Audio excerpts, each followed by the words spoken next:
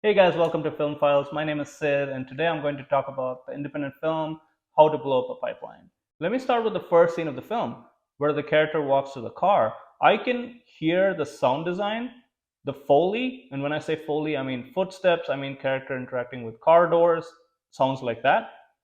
Those sounds seemed a bit noisy. So, what they've done is they've put a layer of music and a layer of other sounds like a police siren to increase the tension in the scene, but it still stuck out to me that the sound design was off, and this followed through the entire sequence of the beginning of the film. Now, I'm not supposed to notice the sound design, and the fact that I did notice it actually says a lot about the sound department. They definitely made some mistakes here, and this is a theme throughout the film, and it was a little bit difficult for me to watch.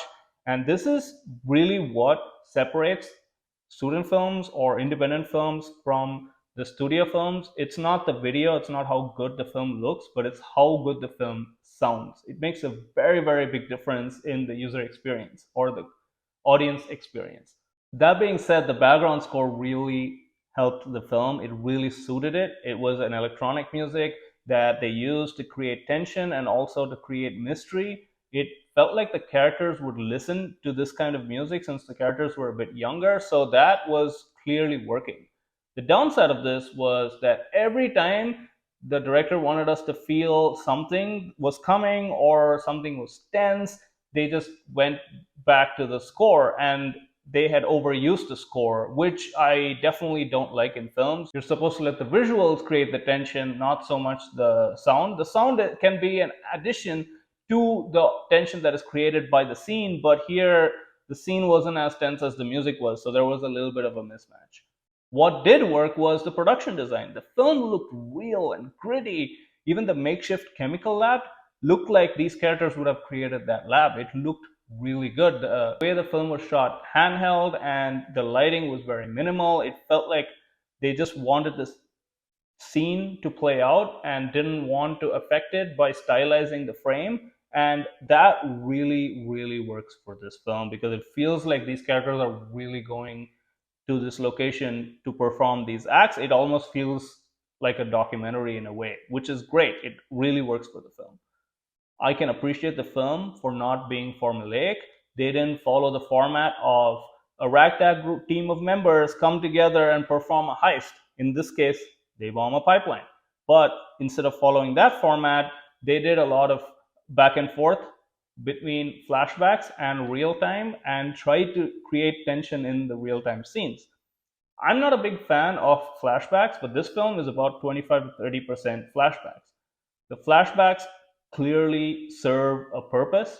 It's almost too written. Every time they cut to a flashback, it's to show us what each character's motivation is. Oh, this happened, hence this character is here. And this is on repeat for each character. After one or two characters, we understand the theme of okay, everybody's here for their own reasons.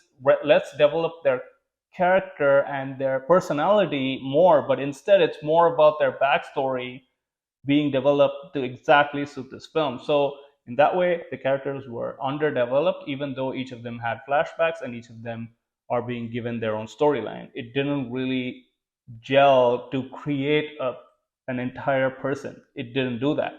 One of my negatives of this film was that they had one character that they really stereotyped. He was a white guy wearing an American flag hat, carrying a gun, driving a pickup truck, and praying to Jesus. Do we want to guess what they were stereotyping?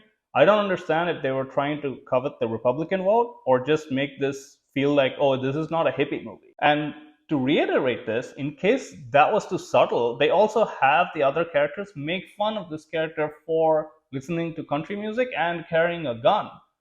What are we trying to establish here, guys? Another gripe I have with this film is the two twists that are back to back. So the first twist is that one of the characters is trying to betray all of them by reporting them to the cops, and then in the very next scene, they have that twist being negated when the other character says, hey, we planned that this entire time. So it wasn't like this person didn't actually betray us, they're a good person.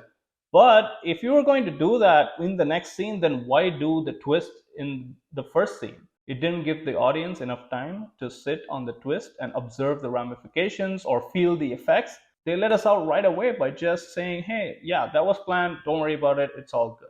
Unlike most classical screenplays, this film is more interesting in the middle than it is in the beginning and the end.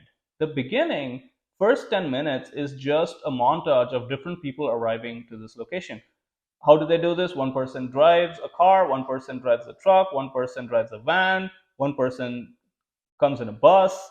We didn't really need to see all of this. We just see them clocking out of their jobs and then arriving on location. We spent 10 minutes just looking at different faces, driving, arriving, getting together at this location.